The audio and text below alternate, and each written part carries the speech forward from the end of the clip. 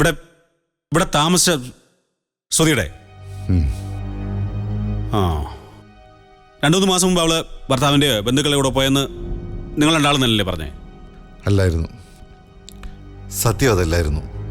ആരും അറിയാതെ ശ്രുതിയെ താമസിപ്പിച്ച് പ്രസവിപ്പിച്ച് കുഞ്ഞിനെ കൊണ്ടുവരാനായിരുന്നു തീരുമാനം. ഓ, പിന്നെ ശ്രുതിയുടെ കുഞ്ഞിനെ ഇവിടെ കൊണ്ടുവന്നാൽ വലിയ പ്രശ്നങ്ങളാ.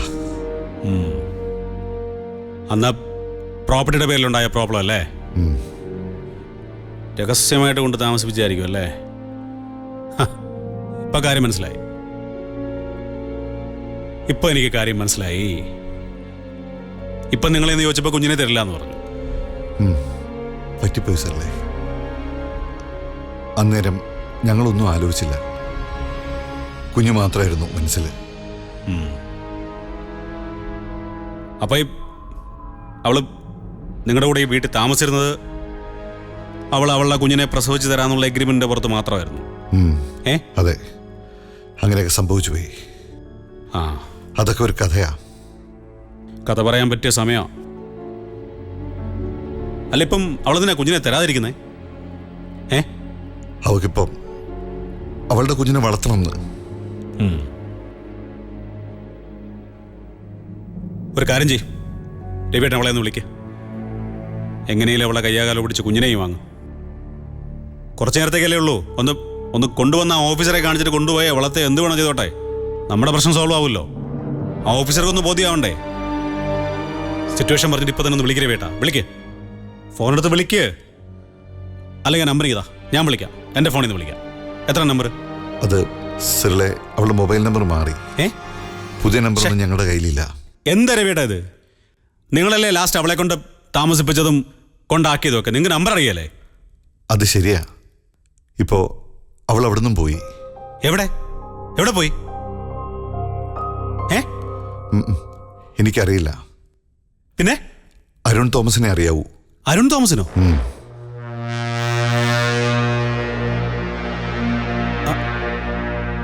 അരുൺ തോമസിനോ?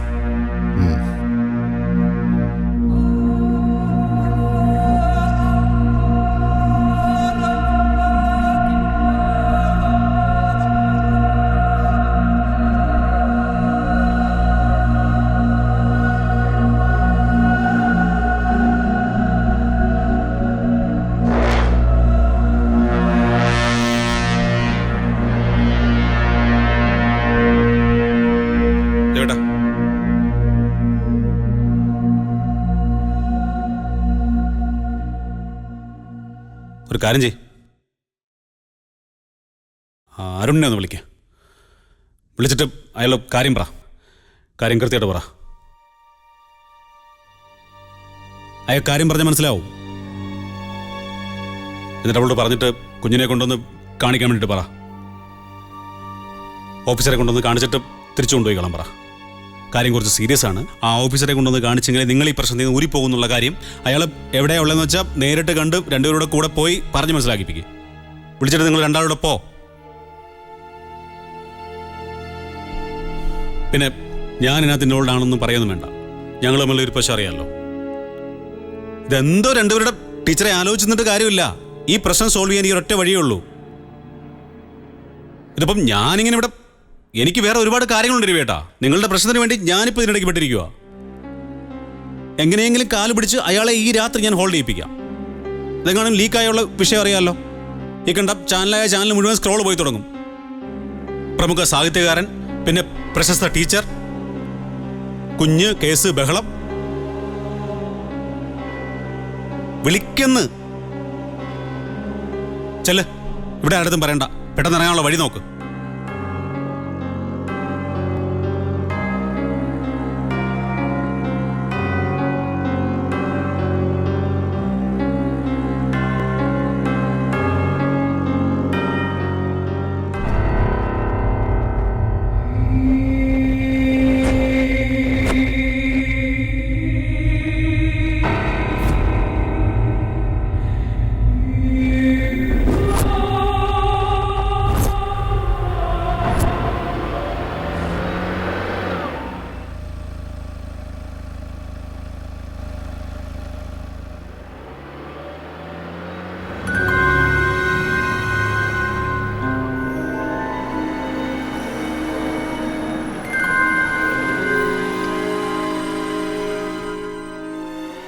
പുതിയൊരു പെങ്കൊച്ചുണ്ടല്ലോ.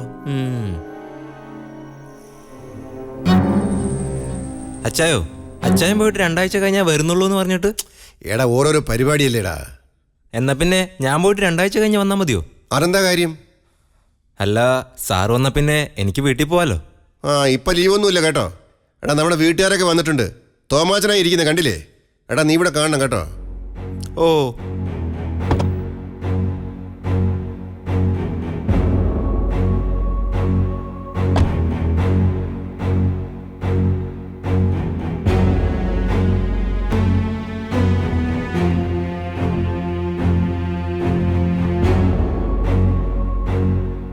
ശ്രുതി,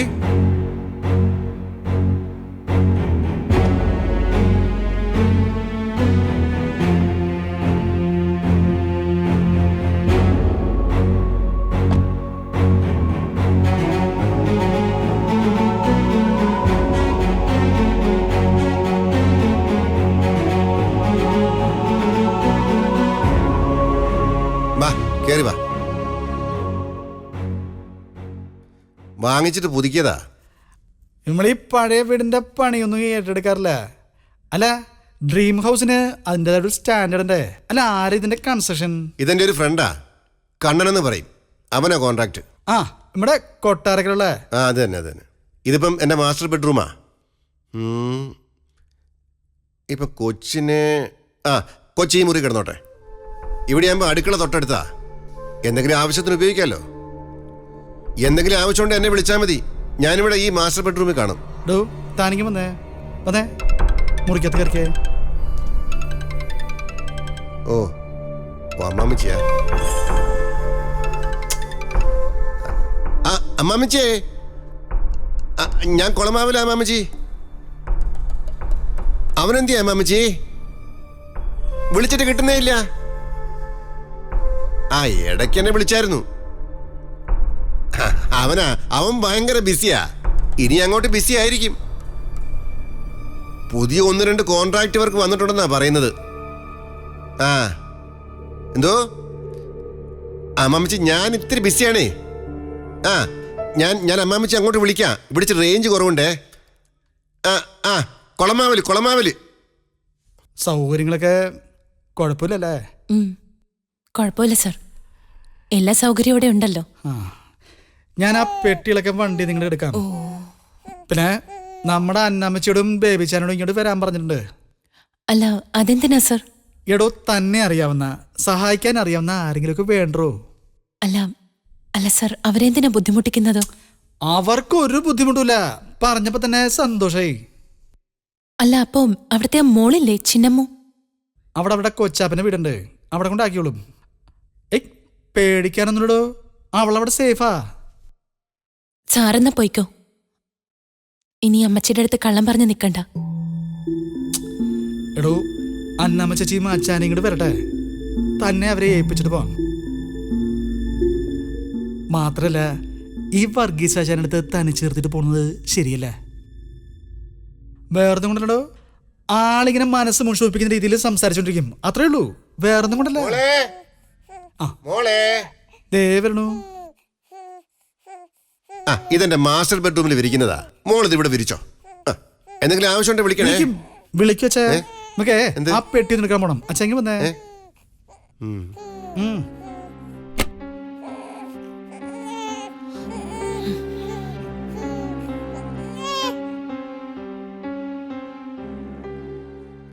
എടാ രാജു, എന്താ ചെയ്യാ? എടാ ഡിക്കൊന്ന് തുറക്കടാ. ഓ,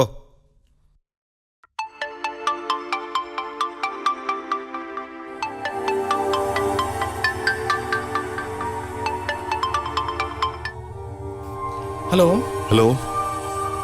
അരുൺ, ഇത് രവി. അരുൺ, എന്തുട്ടാ രവിയേട്ടാ? എനിക്ക് അരുണിനെ ഒന്ന് അത്യാവശ്യമായിട്ട് കാണണമായിരുന്നു. സുധിയുടെ കുഞ്ഞിന്റെ കാര്യത്തിലാണെങ്കിൽ എനിക്കൊന്നും സംസാരിക്കാനില്ല രവിയേട്ടാ. അവള് തരില്ല. ഞാൻ മാക്സിമം പറഞ്ഞു നോക്കി. അതല്ല അരുൺ, പഞ്ചായത്ത് ഓഫീസിൽ കുട്ടിക്ക് വേണ്ടി ഒരു ആപ്ലിക്കേഷൻ കൊടുത്തില്ലേ, അതാകെ കോംപ്ലിക്കേറ്റഡ് ആയി. അതിൽ എന്തൊട്ട് കോംപ്ലിക്കേഷൻ എന്നാ പറയണേ? അതിന് കുട്ടിയെ കിട്ടിയിട്ടില്ലല്ലോ. പിന്നെ ഏത് കുട്ടിയുടെ കാര്യം പറയണേ? പിന്നെ എന്ത് കോംപ്ലിക്കേഷൻ ആണ് താനും? ഇല്ല അരുൺ, അത് വളരെ സീരിയസ് ആയിട്ടുള്ള ഇഷ്യൂയിലേക്കാണ് നീങ്ങുന്നേ. ഞങ്ങളുടെ ലൈഫ് വരെ പ്രോബ്ലത്തിലാകുന്ന ഒരു കണ്ടീഷനിലേക്കാ. വേറെ എന്തെങ്കിലും സൊല്യൂഷൻ ഇല്ല അരുൺ, അത് ഞങ്ങളെ കൊണ്ട് ശരിയാക്കാൻ പറ്റാത്തോണ്ടാ. പ്ലീസ്, എനിക്ക് അരുണിനെ ഒന്ന് കാണണമായിരുന്നു അത്യാവശ്യമായിട്ട്. അങ്ങനെ പറഞ്ഞാലേ എങ്ങനെ രവിയേട്ടാ? ഞാനിവിടെ 100 കൂടം തിരക്കി നിൽക്കുക. അങ്ങനെ ഞങ്ങളെ കൈവിടരുത് അരുൺ. വളരെ സീരിയസ് ആയിട്ടുള്ള വിഷയമാണ്. ഞങ്ങളെ കൈവിട്ട് കളയരുത്, സഹായിക്കണം പ്ലീസ് അരുൺ. എന്താ വേഗം പറയട്ടാ. അത് ഞാൻ പറയേ അത് സർട്ടിഫിക്കറ്റിന്റെ കാര്യമാണ്. സർട്ടിഫിക്കറ്റ്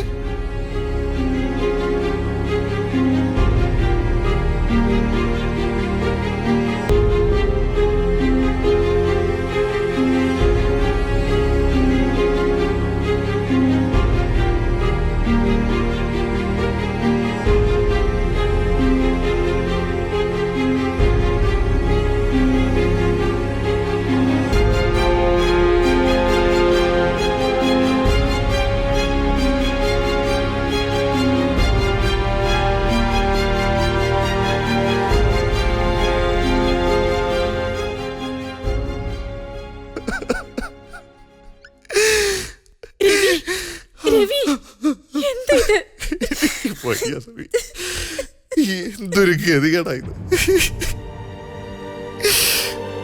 നമ്മൾ ആരുടെയൊക്കെ കാല് പിടിക്കണം, എന്തൊക്കെ സഹിക്കണം. നമ്മൾ ആരുടെയും കാല് പിടിക്കുന്നില്ല. ആരുടെ പത്രത്തില് വരുവോ, ടിവിയില് വരുവോ, ജയിലിൽ കിടക്കോ, എന്ത് വേണേലാവാ. പക്ഷെ നമ്മൾ ആരുടെയും കാല് പിടിക്കുന്നില്ല. ആരുടെ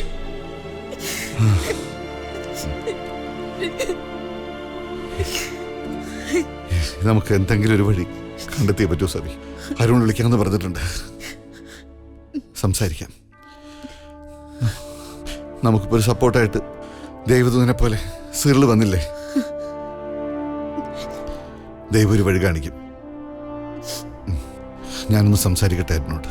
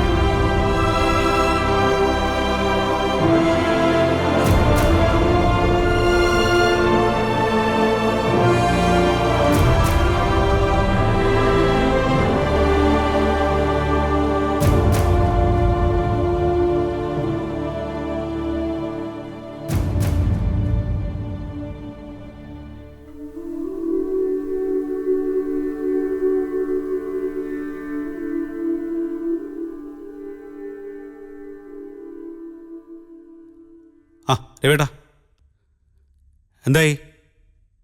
എന്താ പറഞ്ഞു? കാണാൻ പറ്റില്ലെന്ന് പറഞ്ഞോ? കാണാമെന്ന് പറഞ്ഞു. അവരോട് ഉണ്ട്?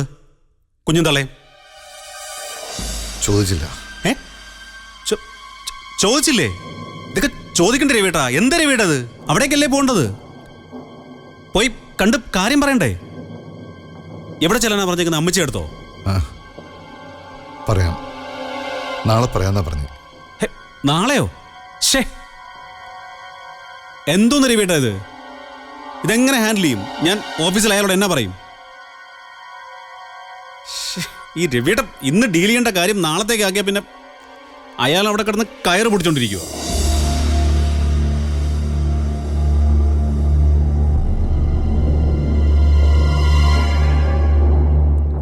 ഓക്കെ രവിയേട്ട, അരുണിനെ വിളിച്ചിട്ട് എവിടെയാ വരണ്ടേ, എങ്ങോട്ടാ ചെല്ലണ്ടെന്നുള്ള കാര്യമൊക്കെ ചോദിച്ചിട്ട് എന്നെ വിളിക്ക്. എന്റെ കാര്യം പറയണ്ട കേട്ടോ. പറഞ്ഞോ? ഇല്ല.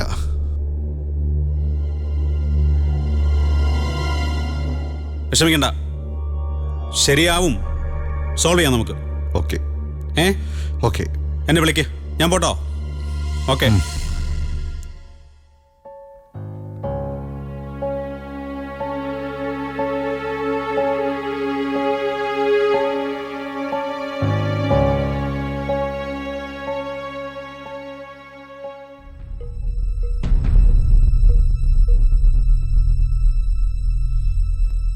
കൊച്ചേ, നിനക്കിപ്പോ എത്ര വയസ്സായി?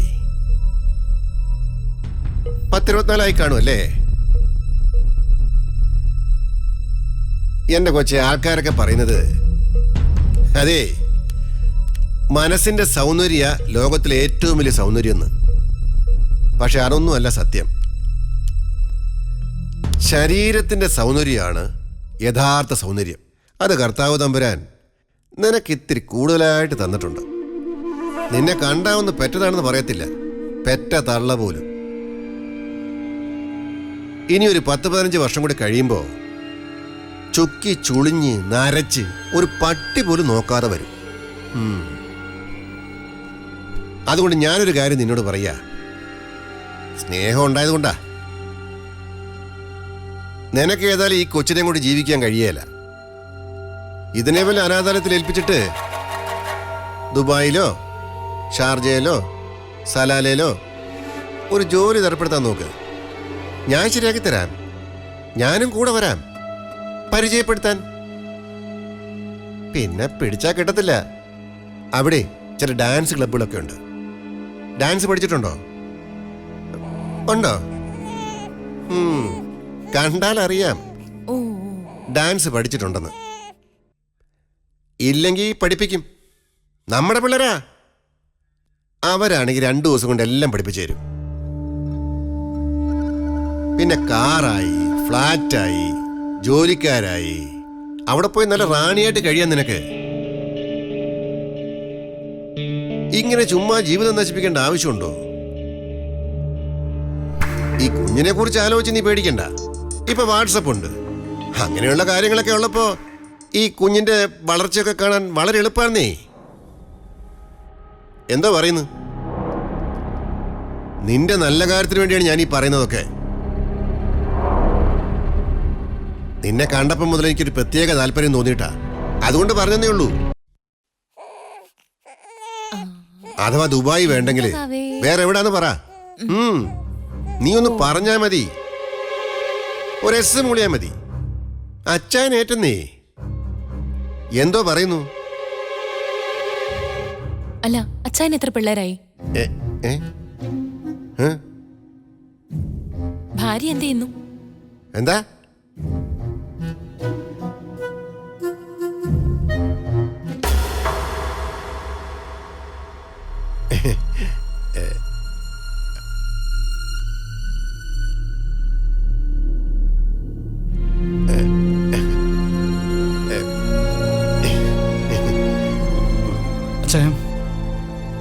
അച്ചായൻ ഒന്നും കൂടെ വന്നേ. ഞങ്ങള് ഷാർജ സ്ഥലങ്ങളിലെ ചില കാര്യങ്ങൾ പറഞ്ഞുകൊണ്ടിരിക്കുകയായിരുന്നു. എനിക്ക് അവിടെ അല്പം സംസാരിക്കാൻ. അച്ചായൻ പോയി കിടന്ന് ഉറങ്ങിക്കേ. 3-4 ദിവസമല്ലേ വീട്ടിൽ നിന്ന് ഇറങ്ങിയിട്ട്. നല്ല ക്ഷീണം ഉണ്ടാവും. പോയി കിടന്ന് ഉറങ്ങി അച്ചായ. എടാ തോമച്ചാ, അയ്യേ നാണക്കേട്. പട്ടാപ്പകല് ഒരു ഒളവും മറന്നൂലേ നാണം കേട്ടവൻ. അല്ല പിന്നെ. എടാ രാജുവേ,